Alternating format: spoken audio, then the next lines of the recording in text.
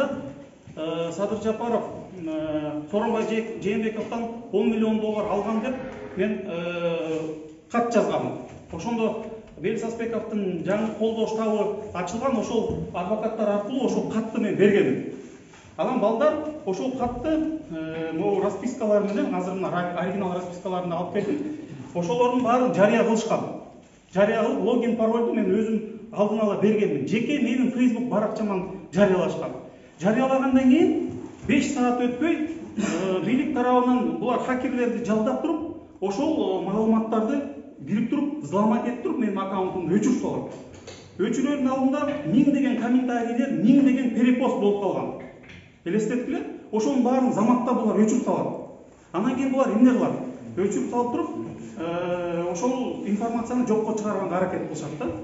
Макул дедик, өчүрсүн, бирок ошондо массалык маалымат каражаттарынын өкүлдөрү ошол распискаларды, ошол тексти мен жазган катты сактап калышкан да. Сактап калып туруп, башка өзүнүн сайттары аркылуу мындай бөлүшүп, ошол коомчулукта чоң резонанс жаралып баштады. МВД иш козгоду. Бирок мага дагы 2 күндүн ичинде мага дагы бир иш козгоду да.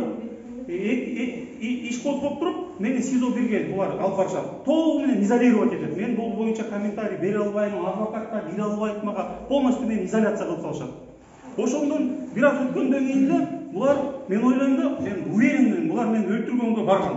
Себеби каным бак коюлуп кетип туруп, мен инфаркт алдым. Мен полго жатып калдым. 2 күн мени караган жок булар.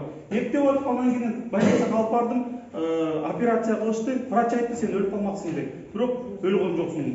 МВД иш козгоду.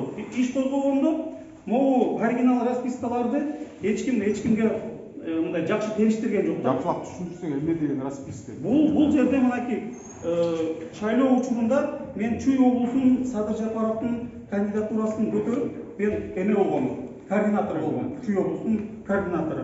Бул жерде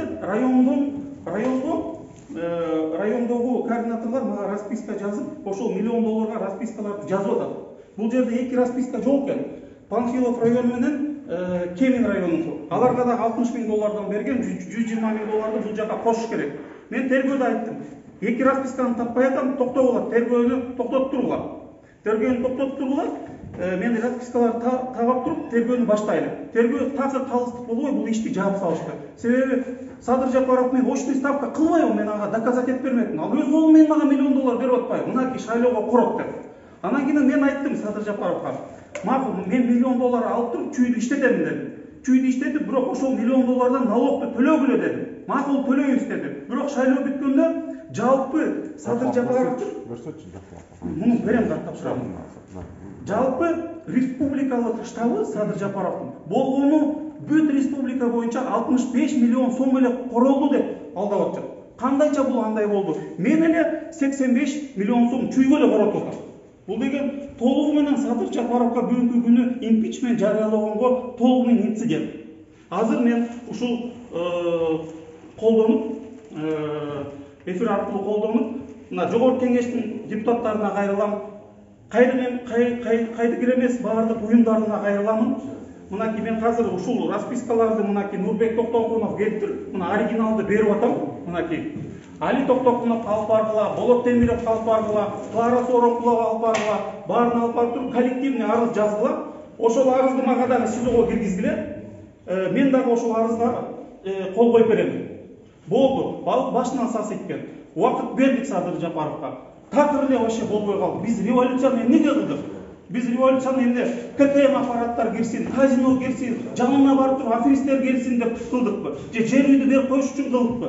Же мына массалык маалымат каражаттарын баарын кысымга алып, ушундай беспредел болуш үчүн революция кылдыкпы? Жок, андай болбойт. Мына ким корксо, артыма туруп, алдыңарга мен туруп берем. Мына импичментти мен мына ушул кеңештер аркылуу жарыялап атам, Садыр Жапаровго импичмент. Азыр бул парламентке толугу менен мындай сыноо келди да. Эгерде парламент туруп берсе, Садыр Жапаровду импичмент аркылуу биз кетиребиз. Башка жол жок. Анан эми коркуп, баягы чимпирик парламентке айланып калса, анда бул парламенттин дагы тагдырын мындай, бул парламент кандай болгон эл коомчулук эме берет да. Болду. Жана WhatsApp группаларда, Facebook группаларда чоң группаларды Садыр Жапаровка импичмент деп туруп баарын атын өзгөрттүлөр. Болду, Садыр Жапаров кетсин, Садыр Жапаровка импичмент деп туруп баарын өзгөртөлү. Болду, мындай уже болбойт да, убакыт бердик. Мына күндөн күнгө беспредел болот. Күндөн күнгө беспредел болот. Бул деген толук менен основание бар. Мен бул райондун координаторлору эч бир күнөөсү жок. Мен буларга акча бердим, булар барып туруп агитаторлорду алды. Биз бир нече миң агитаторлорду алдык. Тергөөдө мен полностью алардын фамилиясын, телефон номерлерин баардыгын берем. Эгерде бул координаторлор жок, андай болбойт десе, каллиграфиялык экспертизага берели бул распискаларды. Мына ар бир райондун распискалары турат. Мындан тышкары дагы канча деген чыгымдар болгон, тонналап бензин алганбыз, кеңселерди төлөгөнбүз, техника алганбыз, канча деген зарплата, канча деген неучтенкалар да болгон. Билбейм, азыр мынакей ошондо менин ден соолугумду алып булар өлтүргөнгө аракет кылды да, азыр Кудай буйрса ден соолугум кичине оңолуп калды. Ошондуктан мен бул процессти мына кайта баштап атам.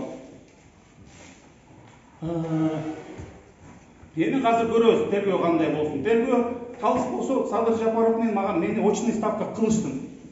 Депутаттарга дагы азыр кайрылам да, депутаттар мага СИЗОго бергиле комиссия түзүп, мен силерге төкпөй, чачпай баардыгын айтып берем. Коркпогон алдыңарга мен туруп атам. Артыма эле туруп бергилечи.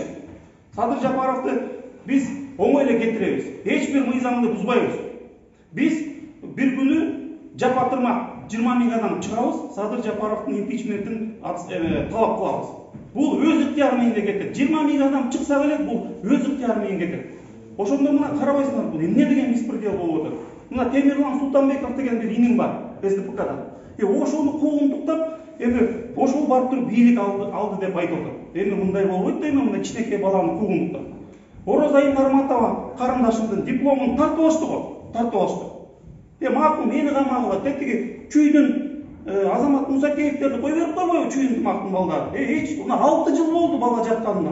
Бир дагы тергөө боло элек, 6 жыл, 6 ай болду туура. Эрмек Нургазиев кармап атышат. Полный беспредел.